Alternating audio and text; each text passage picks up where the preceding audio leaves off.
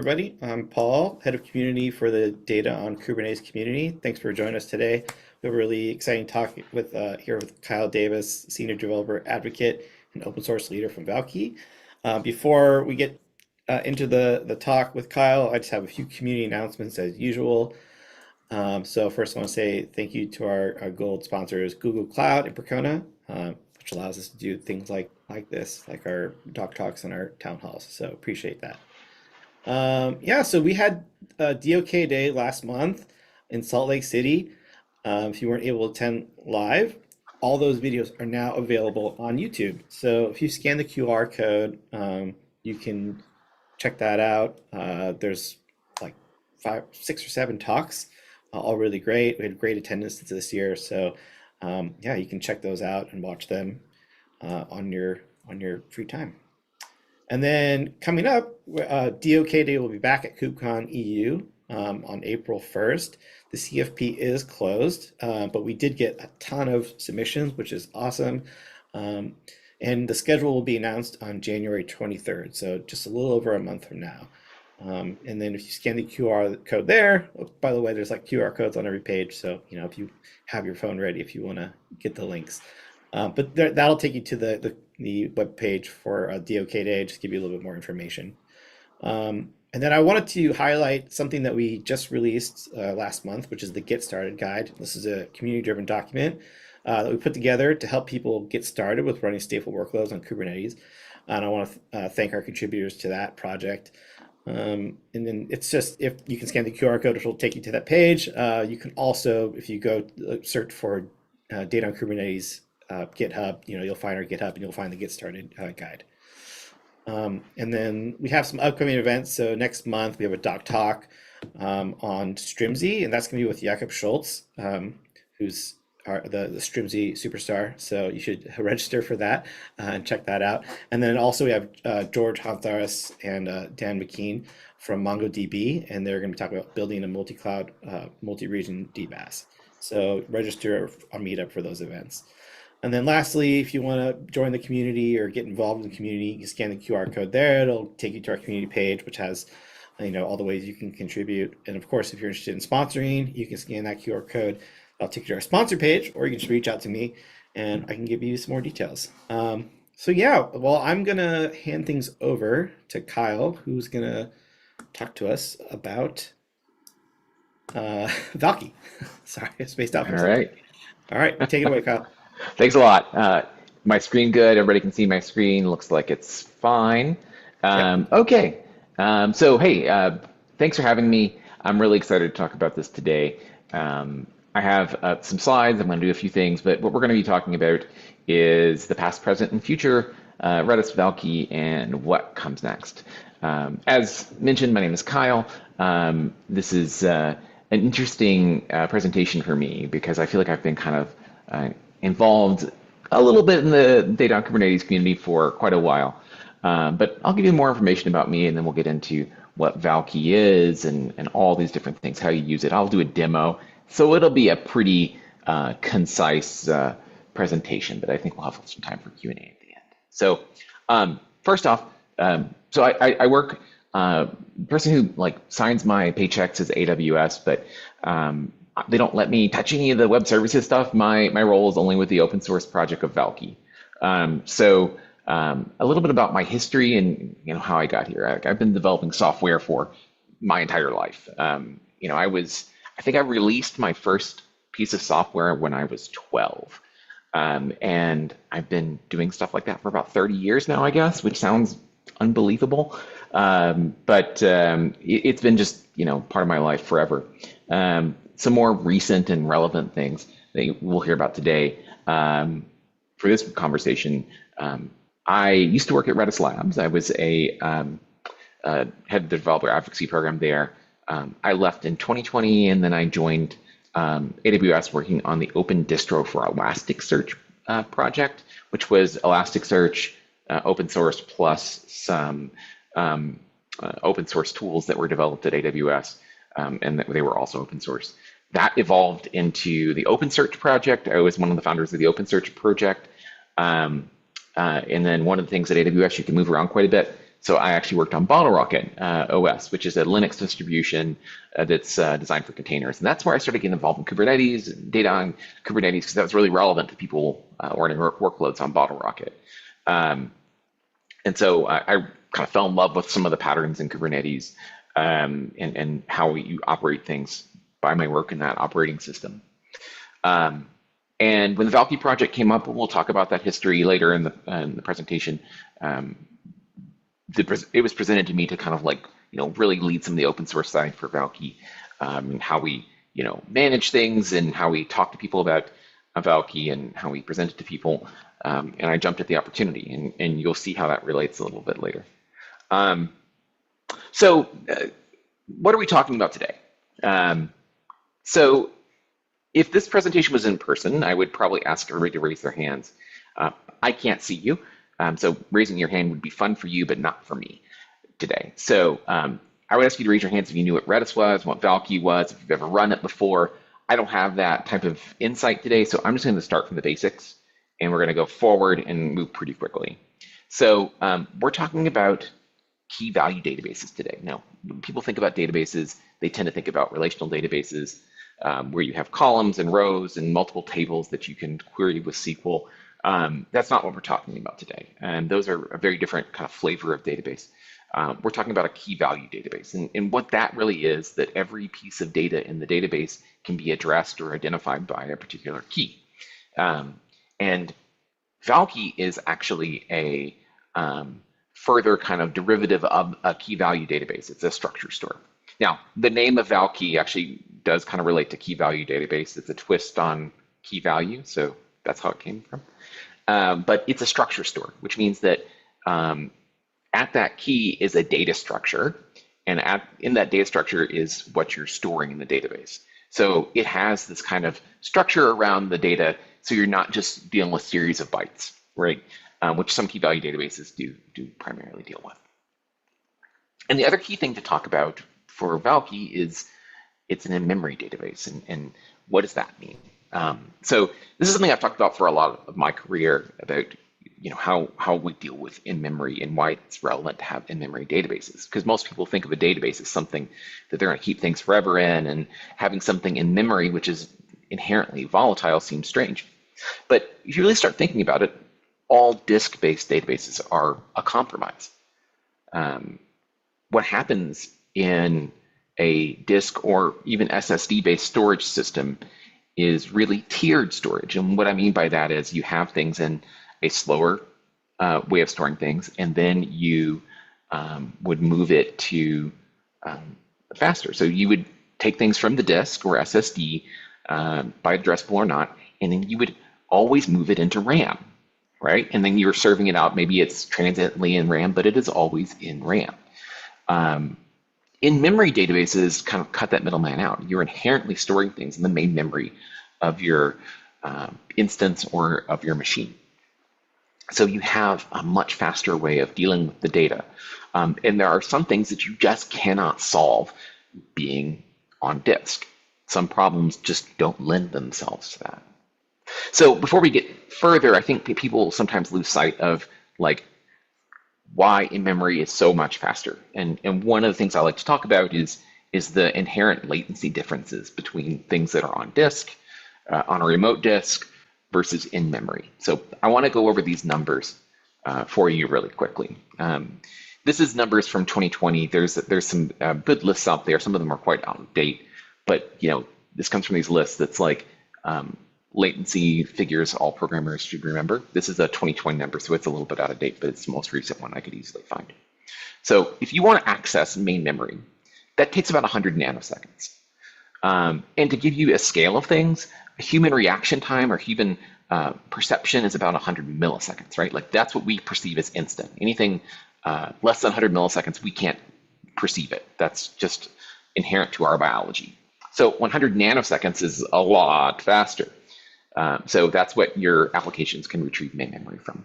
Now, let's take a look at things that are even faster than that. So if you take a look at the L1 cache, which is on processor for most situations, it's 100 it's 1 nanosecond versus 100. So it is, main memory is 1/100th of the speed of the L1 cache in your processor. L2 cache, level 2, is 4 nanoseconds. So main memory is 1/25th of its speed. So keep those numbers in mind, and we're going to start going out from there. So we don't really have the ability to store a whole lot of data in L1 or L2 cache, or even something faster like a CPU register. So the place where we can store a mass amount of data is in main memory. We have lots of memory today. If we go back 25 years, we'd talk about megabytes, but now we're talking about gigabytes and larger. But let's take a look when we go into things that we see as kind of like the next level or the next slower tier in data access. So an SSD's random read is 16,000 nanoseconds. So main memory is 160 times faster.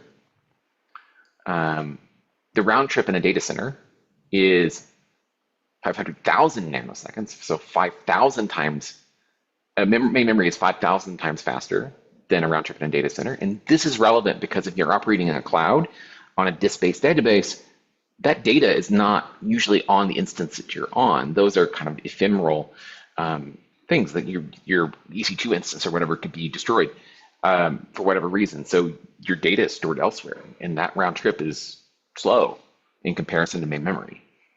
And then a disk seek, a spinning disk seek, is 2 million nanoseconds. So main memory is 20,000 times faster.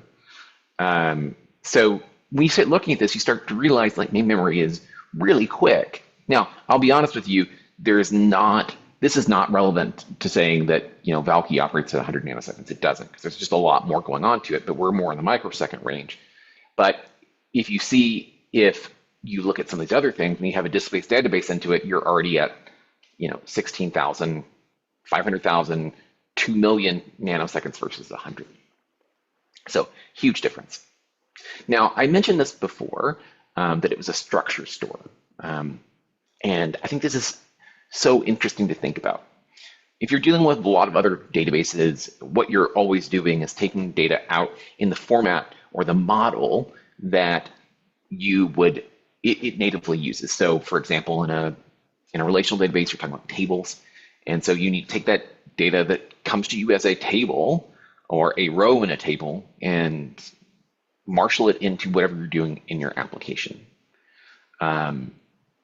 The thing with structure stores is that it has a match between what your application is being built on, the data structures you're using, and what's being able to be stored in the data access layer. So the thing I like to tell people on this is, like, when you think about an application, the reason why we have structures and things like in Valkey is that you don't just use strings in your application, right? Like, you have data types, and you have data structures that you use to provide the richness and provide the place to hang all the data in your application.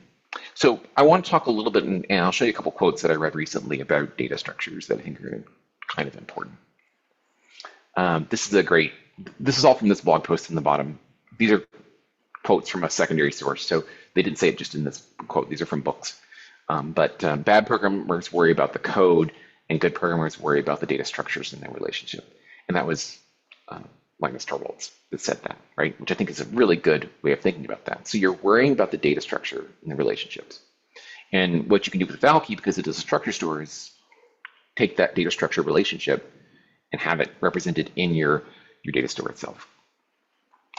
This quote, where you see a choice between complexity in data structures and complexity in code, choose the former. More, in evolving a design, you should actively seek ways to shift the complexity from code to data. And so what that means is having the richness in your data means that you can have a simpler set of code. You can create a more expressive way of articulating that in your application. This particular quote comes from this book, The Art of Unix Programming. If you haven't read it, it's pretty great. So just talking about data structures in general, I think, is great and abstract, but let's look how it shows itself in Valkey. So you have your code. You can directly relate what's in your code and the data structures you're using to a number of kind of classical data structures that Valkey provides. So I'll go through these quickly, and then we'll talk about their use cases. So Valkey provides, probably the most common one would be hashes.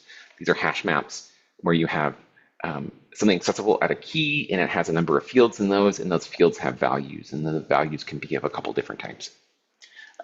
Super useful for a variety of use cases. Then you have things like sets, where you have a series of different members that you can check for presence in them and they can't repeat. Really great for a lot of different use cases as well. You have linked lists. You have direct access where you can put strings, sequences of bytes, numbers directly where you can increment those and treat them as numbers, not just as a series of bytes. Bit fields and bit maps. One kind of unique thing about Valkey is that it's completely bit accessible, so you can change an individual bit in a number of different situations. So you can go and flip a 0 to a 1 in a given key if you so desire to do that, or store a lot of things really compactly if you have like feature flags or a series of binary flags. And then you can even do things like hyperlog logs, which are probabilistic data structures that estimate cardinality. And then we have data structures like streams, which are log-like structures. If you've seen something like Apache Kafka, it has some similarities to that, where you can have a unique identifier, a series of fields and values, and that can be consumed by groups and that sort of thing. All these lead to things like caching use cases. So that's a very, very common use case for Valkey, where you have a slow data store that you are then putting data into Valkey to make sure that you can access it over and over again at a faster rate. Session storage, so similar to caching, where you have some pieces of data that you want to be able to persist across accesses to an application. Commonly session storage is used for things like shopping carts. Leaderboards, great in gaming if you want to quickly see who the top 5 players are and you want to, every time they score, quickly increment those things. That's a great use case and available directly in Valkey. Microservices can keep data for themselves, and each microservice instance of the microservice can keep access a Valkey instance, and so they have their access quickly to their data that they need for different things. And of course, real-time analytics, because it's in memory, you can, for example, serve an ad that intelligently is relevant to the data that's there in a very small envelope of time. So that's overview of Valkey and what Valkey does. But I've talked about past, present, and future. Let's kind of relate this to things you may have already heard. So how did we get to where we are? Where did Valkey come from? So I have to talk about Redis so I can talk about Valkey. I mentioned there was a relationship. For those who don't know what the relationship is, you will soon see. So Redis was a piece of software that was created in 2009. It was open source and funded by various companies throughout its history. There was a company called Garantia Data that in 2011 didn't create Redis, but they started offering it as a service. Now, Garantia Data eventually changed their name to Redis Labs. Important to know, they're not the originators of the Redis software. So that's an important part of this history. I joined Redis Labs in 2017. Around 2018, they made a promise that Redis would always be open source and remain BSD licensed. That was something written by the CTO in a blog post.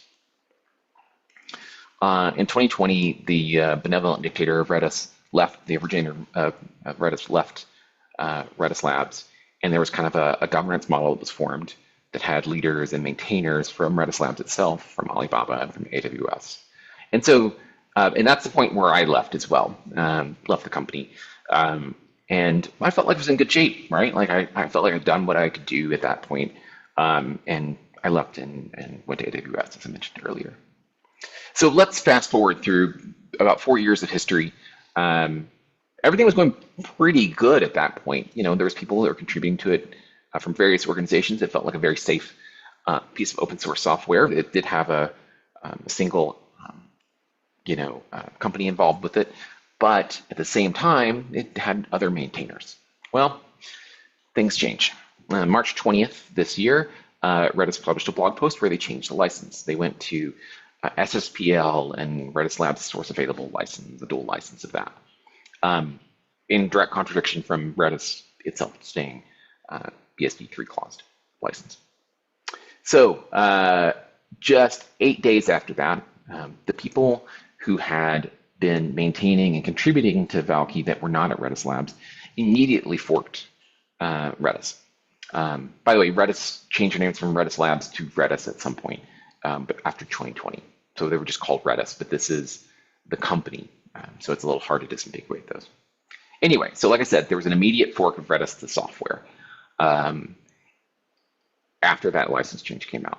By March 28th, Valkey had formed. Valkey is a Linux Foundation project, and it had formed at the Linux Foundation by March 28th, so only 8 days later.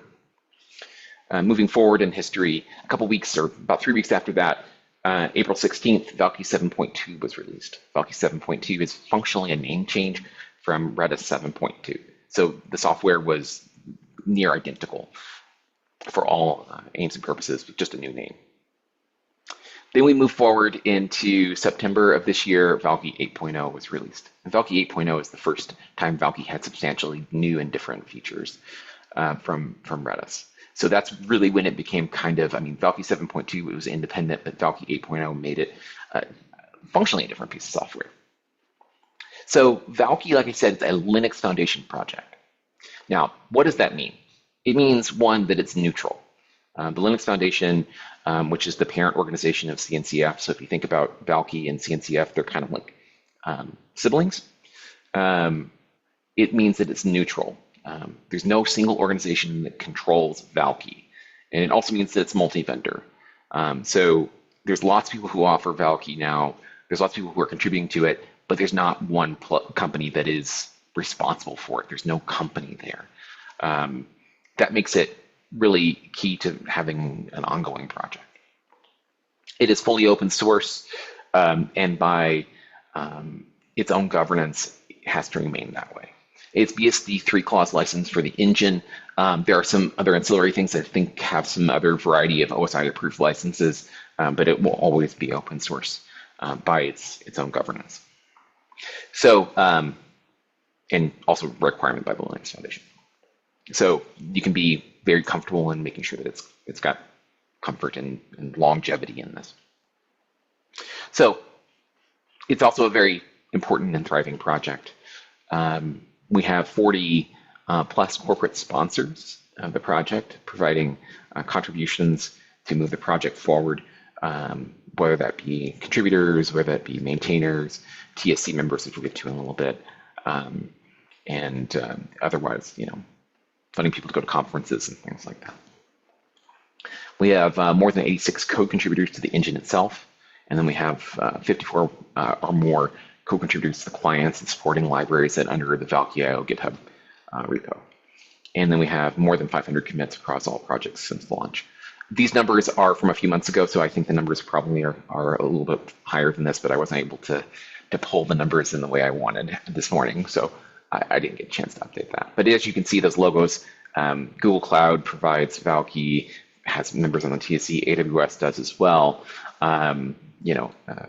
Percona, which is I can see is also someone's funding this community, is involved. But if you look at it, our TSC has 6 members. Those 6 members include people from AWS, Google, Ericsson, Huawei, Alibaba, and Tencent. Tencent isn't on the logos you see here because they're a TSC member, but not officially a corporate sponsor for whatever reason. I think there's just some odd bits there. So I want to talk a little bit about Valkey 8.0 because I think this is what people really think about. Like Valkey 7.2 is great, and it means that it sets us up on the right path. It's an open source thing you can depend on that's going to get updates. But 8.0 is where you actually see substantial differences and where people really care about these things if they're not into the licensing differences. So 4 areas which it improved over Valkey 7.2: performance, memory efficiency, observability, and replication. This is probably in order of how people think it's relevant. So let's look at performance, and that's going to take a little bit of time to go over. So for performance, Valkey moved to a fully multi-threaded I/O model. So to give you a little historical context, Valkey 7.2 was an amazing architecture, and Redis before it, for 2009, when Redis started. When you think about how the silicon was made and what the properties of it were back in 2009, cores were relatively rare, the amount of cache was lower, These things meant that Valkey, Redis before it and Valkey started with kind of a very simple single-threaded architecture, do one thing, do it fast at a time. And then as Redis developed and then into Valkey, it really started to dip its toes into multi-threading in various ways. It had at 7.2 a relatively naive multi-threading model, but it didn't really match what CPUs were capable of doing in 2024. So that prompted us to really look at how we can do that. And we started evaluating what was actually going on. There was just an enormous amount of time waiting on I/O. And so even if it was multi-threaded in a kind of naive way, those cores weren't being fully utilized, and that's just waste. So it was a complete rewrite of the I/O to make it completely multi-threaded, and that brought a few different things. And here's what it does functionally. It has async I/O threading, which means that it can do parallel processing commands and I/O operations. That maximizes throughput, minimizes the bottlenecks that are in the architecture of the software. It has intelligent core utilization, which means it can distribute I/O tasks across multiple cores based on real-time usage and can kind of reduce the idle time and improve the energy efficiency overall of running a Valkey server. And then it can batch the commands in a way that optimizes for prefetching from that L1 cache and L2 cache. Now, if you remember, that's a lot faster than even main memory. This actually reduces cache miss, so the CPU works less hard, so we can use the CPU for other things, and reduces memory access in overall, especially for dictionary operations. So it really changed a lot of things, but it didn't change the fundamental data access layer. Now, for a lot of databases, it's really key to have know where your locks are and where you can run into performance problems and bottlenecks. But Valkey remains, each core or each instance you're running of Valkey is single-threaded on its data access layer. So the ordering, the lock-free architecture, the model as far as making sure that data doesn't change underneath you, that stays the same. So things you've relied on for maybe a decade in Redis still remain the same in Valkey 8, but we've just taken all that I/O multi-threading and offloaded it. So that's been a huge change. I'll give you a blog post to look at. It's on Valkey I/O, 1.19 million requests per second on one machine. So that is an incredible number, and that's with one instance being able to do this. And years ago, I remember talking about big clusters being able to do 1 million operations per second. Now we're talking about one machine. So this is on a relatively non-exotic ARM machine, 16 cores. It's an EC2 C7G 4X large, and it was replicated as well on Google Cloud with a different type of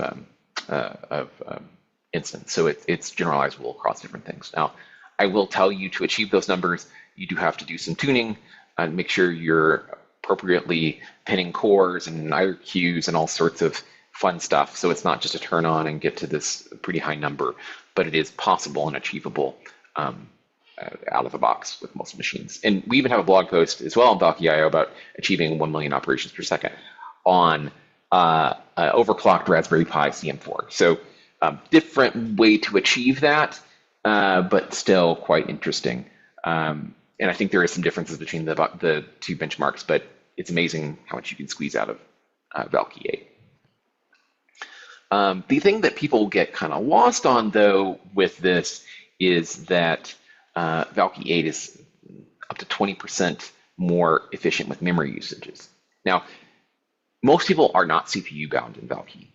So it's not the speed of the CPU that's the limiting factor, it's the amount they can store. So really memory efficiency is a higher concern for most folks. So to give you an overview of what we changed and how it works, keys are how you access all data, as I mentioned before, and they're in a main dictionary for each node or instance of Valkey. And we changed how we arrange this. And if you're looking at a cluster, there are 16,384 slots. And so each key is in one of these slots. So it only lives one place. And then in a cluster, it will take a proportion of those slots, and those proportion of slots are what it's responsible for. So for example, if you have a 10 node cluster, then they would take 1,600 slots, and there will be a certain number of keys in every slot. That's also important for something we'll talk about later, so keep that in mind. Previously, each instance would have this main dictionary that was kind of not related to slots. It was just for all the keys in that one node in the cluster, or one instance if you're not doing a clustered installation. What we implemented now is a per slot dictionary, which ends up saving us about 16 bytes per key. And most people store relatively small amounts per key, so when we save this overhead, it makes a huge difference. The other thing we do is we moved the keys inside the dictionary itself, and that saved an additional 8 bytes. Now, where is this coming from? You don't lose anything from this. It's basically pointers that we're eliminating the need for pointers into the main memory, and that's where these byte savings come from. And they add up really, really quickly, and that's how you get to this number. There's a blog post on Valkey.io that describes exactly how it works, how we came to those numbers, and what conditions they were getting that 20% memory efficiency savings. So those are two big features: performance enhancements and memory efficiency in Valkey 8. Two other things that are relevant for a lot of folks but don't get as much press: dual channel replication and then observability. Looking at dual channel replication, the way Valkey works and replicates, there is this idea of kind of an RDB. That's kind of a snapshot of all the data in a given node or instance. And then that's done periodically. And then there's a backlog that's kept. That's all the changes between each snapshot. So previously, these were done sequentially to replicate between different nodes in the cluster.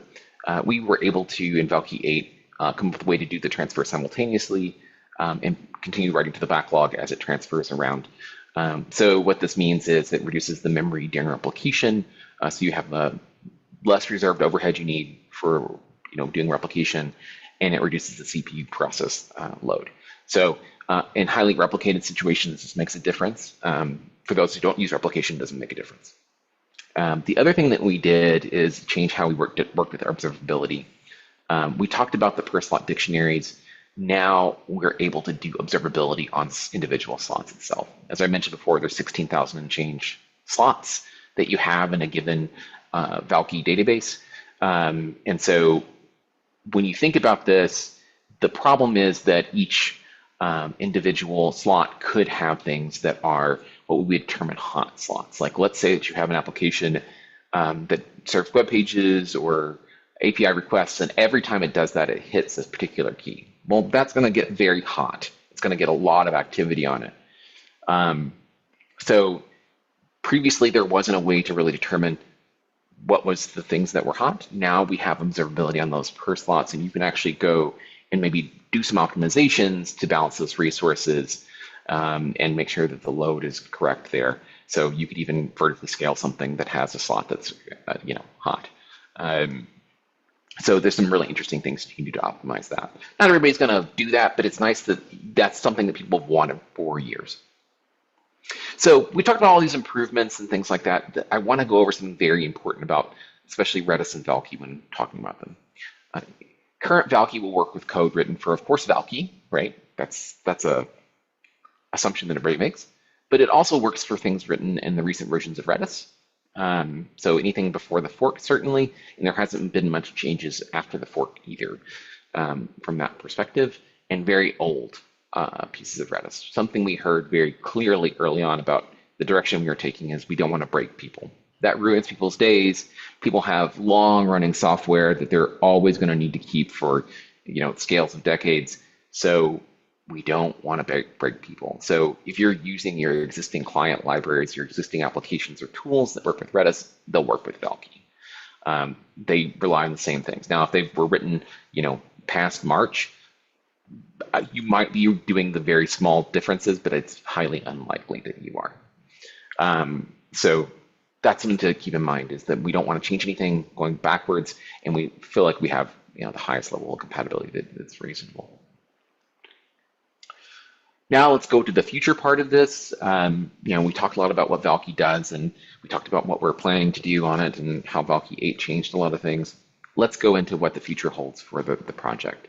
I think people have a lot of questions about this, and so I'll spend some time on it. Valkey 8.1 will be coming out. We have, to give you an idea of how we're releasing things, we're going to do a minor version in the first half of the year, and then a major version in the latter half of the year. So in first half of 2025, we're going to have 8.1 that'll come out. That will include hash field expiration, and that's one of those things that came out after the Redis fork. We're planning to do this. It'll be implemented probably in a different way, but I think it'll be compatible. So that will kind of close any gaps that people might have since then.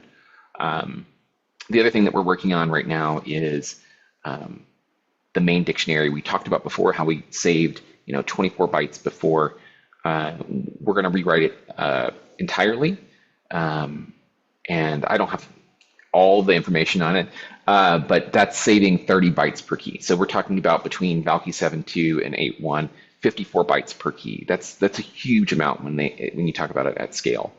And additionally, this will change how we do get set performance, and we can increase that by about 10%.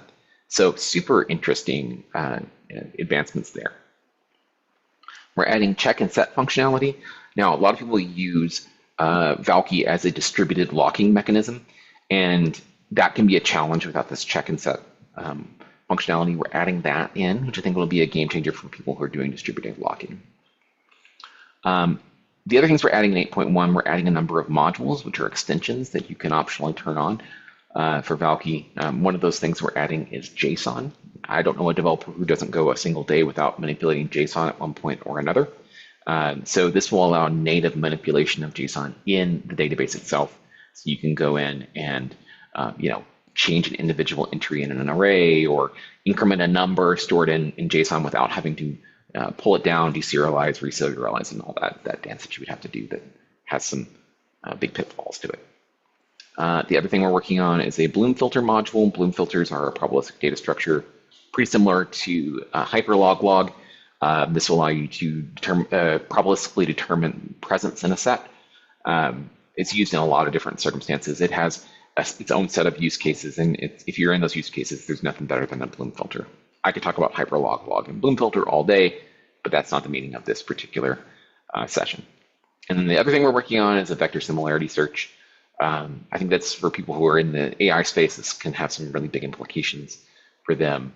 If you're not doing that, it's not going to have any use for you. So for a very small number of people, this is going to be a very big deal. So it's really cool seeing this all develop and how it's been a collaboration from different people in the Valkey project and seeing different implementations and picking the one that works the best. So that's Valkey 8.1, what it looks like today. Valkey 9 will be coming up in the second half. And it's still, not everything's determined for Valkey 9. We have a much higher clarity on 8.1, but one of the things that we're looking at 9.0 and changing is the cluster architecture. This has been around for a decade now, the way it is, inherited from Redis, but we think that in 2024, there are better options and better examples to follow. So we're going to look at changing a lot of things in the architecture and seeing how that would work for the clustering, because that's where a lot of, especially scaled out instances, where they have really big problems or they can see things that would work slightly better.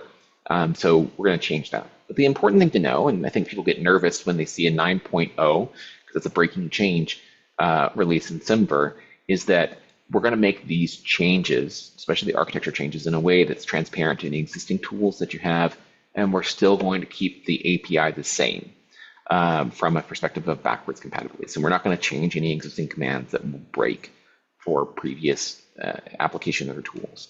So even though we might fundamentally change the underlying architecture of the cluster, you're still going to be able to proceed with things that you've used for years. So I'm in DoK, so let's talk about Valkey and Kubernetes. So the first thing to think about is, how Valkey is used. One of the big ways that we're used is containers, and of course that relates to Kubernetes. I think it's always been a really good match because it's oftentimes ephemeral. Valkey has tunable durability and persistence. So when you talk about ready to disk, it's an option. But for containers, you don't have to attach volumes, and still you get a lot of usefulness out of an ephemeral instance of Valkey. It also has minimal overhead. I think I've mentioned this, but maybe I didn't. But Valkey's written in C, so it has this very minimal footprint. It starts up really fast. It has a minimal memory overhead. So just something you can add as a container, and it feels like almost a given in a container architecture where you can just start one up, and it doesn't require a whole lot, and it gives you a lot of advantages. The other thing about Valkey is that it can be configured and it's very flexible for different situations. So you can take the same container image and use it in a variety of ways in different parts of your architecture by just passing in different configuration options. So it may exist for one part of your architecture doing one thing and another part doing another thing, but it's the same image and it's all pulled down together. Just change that configuration. Valkey works in a couple different ways. You can, of course, run Valkey clustered, and you have its own setup where you're, running it as you would see in a big service or something, but you just have your own private version of that, and that works great. But it can also be deployed as a sidecar. So that helps when you have an application server and you want to just have this alongside it, and provide a little caching directly at each instance. That's perfectly fine. So it works in two very different ways. So that's why you see it a lot in containers and why it works quite well. Let's talk about tools for Kubernetes. One of the things that is an active piece of work for the community is that the Helm charts and operators are things that we see other people writing for Valkey, which is fine, but there is active work in the community, especially around operators, to kind of pool resources and expertise to create an official operator. Right now, there is the Hyperspike operator. It's at version 0.41, so it's not GA yet. It works. I will tell you, it does not like running on kind on a Mac. I was going to show it to you here, and I wanted to appease the demo gods, but it throws a Rosetta error when you try to run it in kind on a virtualized system on a Mac. So do be aware of that. I'll show you some Helm charts today. Bitnami has some well-known Helm charts that have kind of evolved from the Redis ones. And so I'll go over those. There's two, Valkey Cluster and Valkey. Confusingly, they both offer clustering. So, there is subtle differences, but I think they're best pathways for people who are moving up from an older Redis version. So let's go in and do a little demo, and we'll go from here. Let's go here. I'll tell you what I'm doing first. This is a simple benchtop demo. I'm using kind, so it's not like a big crazy EKS cluster or anything like that. So I'm just going to run through this and show you how it looks when you're using the Helm. I'm using the Bitnami charts. So let's go ahead and do that. You should be, whoops, went too far. Okay, you should be able to see my screen. So I'm going to go ahead and create a namespace. And I just have P9s up here. And we created the Valkey namespace. I'm going to do the Helm install for the demo. And we should start seeing some things change up here. We'll see if we scroll down, everything's starting up. It's pending right now. And we got some really helpful output from the Helm chart. So I'm just going to run through these things after everything's running. We got a primary replica running. We'll get some more replicas later. I think it's going to do 3 replicas. So what I'm going to do first is I'm going to get the password from it, Valkey password. And we'll just copy and paste this all just as you would normally. So that's going to set our environment variable, and then we're going to actually create a client. So this is how we can interface and just tool around a little bit in Valkey. So it's going to create another resource up here. So that's creating the container. And then we are going to interactively enter the container. Scrolling back a little bit too far. So we have more replicas starting up here. So I'm now inside the container, and I will connect to the Valkey instance. And see, we still have some things that just say Redis CLI auth for compatibility reasons. People who already have existing scripts or whatever. So I'm connected now. I'm going to clear this out. So let's just do the, first thing that you always do is you set something in Valkey and you get it back. So I'm going to set something at the key foo bar, and I'm going to say hi DoK. And set that, and then we can get it. We're getting foobar back. We can see we're doing the basic things. This is just a Valkey instance. It's not really amazing, but it does work, and we're running in Kubernetes. So let's just exit out of that. We're going to exit out of this, and we're just running. We see we got our replica started. We got 3 replicas, 0, 1, 2, 3. And we got our client, and I can just as easily tear it down. So I'll just tear it down, and we'll see those go away, and we can just kill this resource. I'll go up here, Control K. And we're back to normal. So, the simplest demo you could do, just showing how it works. But you can get more involved with running the operator. But like I said, it's not very friendly to kind right now. So moving back into the demo, talk a little bit about how to get involved here. Valkey is an open source project, so we always want people to be involved. The first thing you need to do, though, is generally start using Valkey. Of course, you can do what I just did, load up in your friendly Kubernetes cluster, start a container on Docker, whatever you need to do. But the first thing I always tell people to do is go to Valkey.io. That's where all the information is. If you don't want to use a container, you can start it via package manager in a Linux distribution. Almost all Linux distributions have now dropped Redis. They just no longer distribute it because it's not open source. And Valkey is being distributed by most Linux distributions at this point. In fact, if you use Fedora and use the latest version of Fedora, version 41, if you do DNF install Redis, you get Valkey because they're just interchangeable for all intents and purposes. You can use Valkey as a service. It's available on Ivan. Ivan is alphabetically the first and was the first company to provide Valkey as a service. AWS, Google, they offer it. Instacluster, there's lots others that offer it. So as a managed service, you can just go in and start those really quickly. And Valkey is easy to start and build from source. It takes a few seconds to build it from source on any modern machine, and a couple minutes after that to run the full test suite. There's several images you can get. There's the official image that the Valkey project builds, but there's also a Bitnami image. ChainGuard has an image. So, you pull those down and run them in your containers.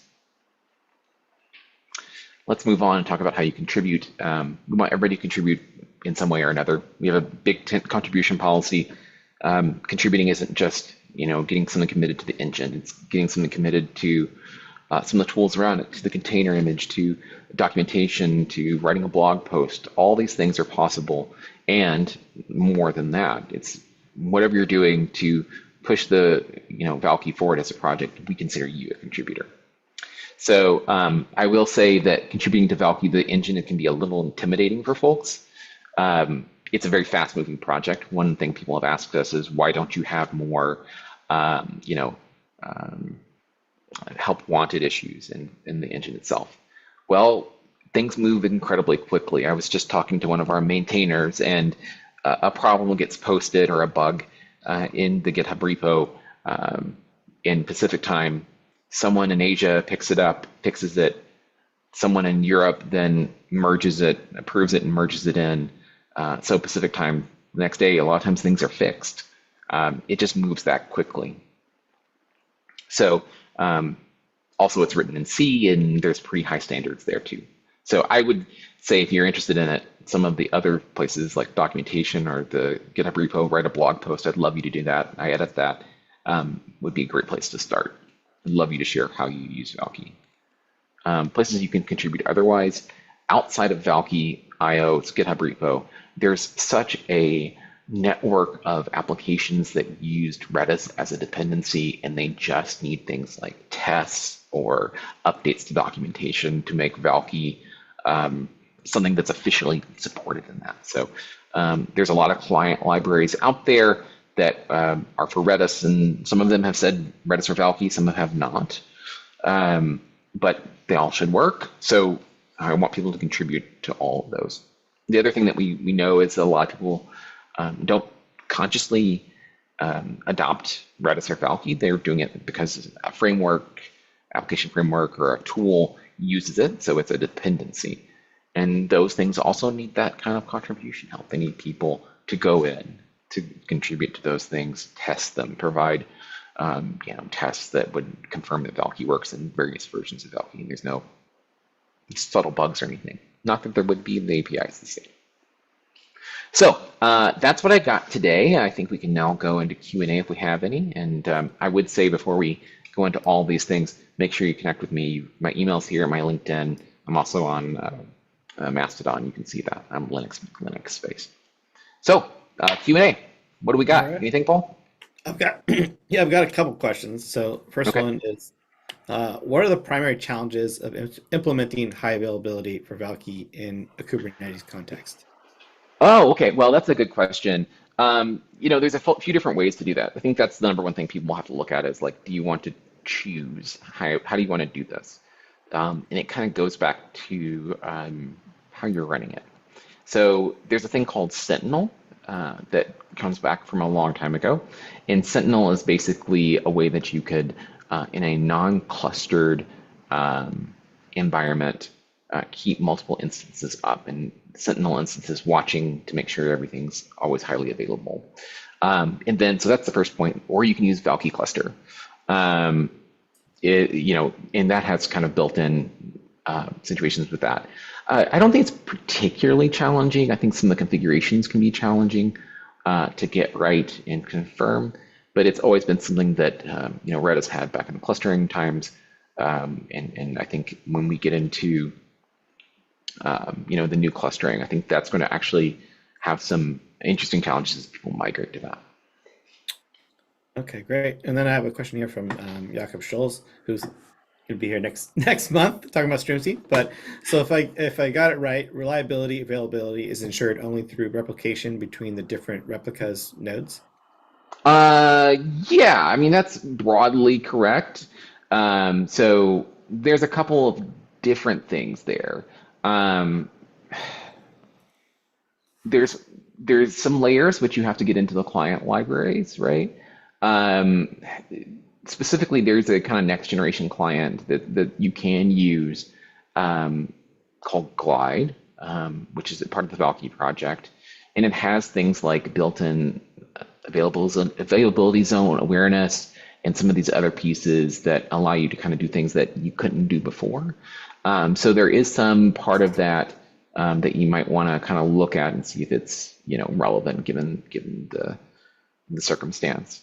But yeah, replication between different nodes, absolutely. Yeah, and generally you have one primary and many replicas, and so you can kind of make sure that if anything dies, you have at least data in more than one place. Okay, so I have another question here, which is, what are the best practices for securing Valkey deployments within a Kubernetes cluster? Oh, that's an interesting question. So this is historically, Redis had a pretty poor model for authentication in general. Like for a long time, up until I believe Redis 5, there was just a password, functionally a shared secret, right? And that's how I authenticated into that kind of cluster. From a best practices standpoint, though, I think there is a whole other layer that people don't always go down. Valkey has a incredibly full-featured ACL layer that you can set and give you very fine-grained control of what somebody can or cannot do.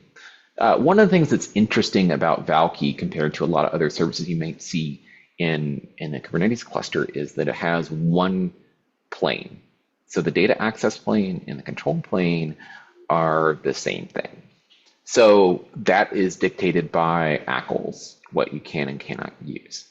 So where you might think of something as like having a data access port where all data requests come in and you're actually administering it from, it's one layer, and you administer not through an HTTP server, which is very kind of Kubernetes like, having that sort of thing. You're administering through RESP, which is the protocol. So I think that provides some challenges just in general because it's just a different way of getting into it.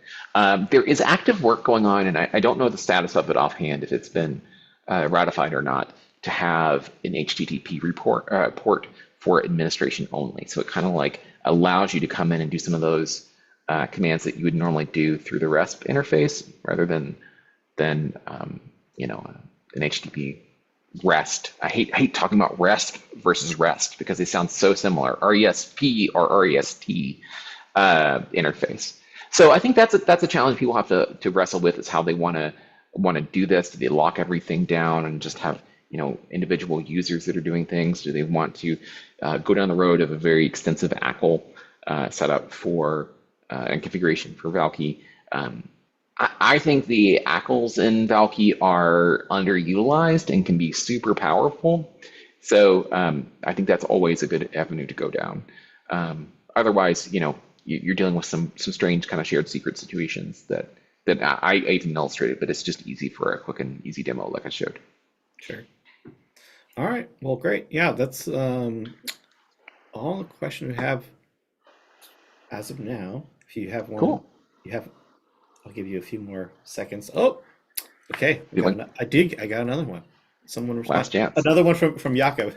Okay. So what is the percentage of users that use the reliability availability? Is it often used just as a throughway data store where data are simply lost? Yeah. So this is an interesting one because, I personally, before I joined Redis Labs, I had been using Valkey or Redis for years at that point, and I used it as a primary database. There's lots of people who use it as a primary database. It just depends on the guarantees that you need. So you can tune this, right? You can certainly set up where it writes to disk, either periodically with varying levels of guarantees on that. So you can wait for an fsync, or you can do different things, or even on every single write. Now, if I was to break down what people use this for, I would say there's a good percentage of people who, probably the majority, who use it entirely ephemerally. They just let data die. They can reconstitute it somewhere else. And that's a classic and fine use case for it. But there is a sizable number of people that do snapshot periodically, right? Like that every 5 minutes, every minute, they're having snapshots of the data. And so they can afford to lose 1 minute of data or 5 minutes of data. And that doesn't affect their users that much. There is a very small number that end up using it where every write to Valkey is committed to disk, and they wait for that committing to disk. That is a very unusual use case, but it's not zero. In cases like that, that's where you have a very low write frequency and a very high read frequency. One of the beauties of Valkey, though, is that because it's in memory, reading and writing are approximately the same speed, which other databases can't provide, right? Because you can cache read pretty easily. Caching a write is a really hard problem. So writing directly to memory is that kind of use case. But when you start interfering with that by having the committing to disk every single time, it's as slow as a disk-based database, right? It is just as slow. But you can have that advantage of reading really, really quickly. So there are certainly people who do that, but it's a very small number. I would guess less than 1%. Yeah, okay. Great. Well, yeah, I think that is our last question. So I really appreciate you taking the time to speak with us. It's really great. Again, if you want to get involved, Kyle listed a bunch of ways to do that, but it seems like you can also get in touch with him. You're also on the DoK Slack. I am. Yeah, so you can reach him there. You can reach him on LinkedIn. But yeah, thanks so much, and yeah, really appreciate it. All right, thanks. Bye, folks.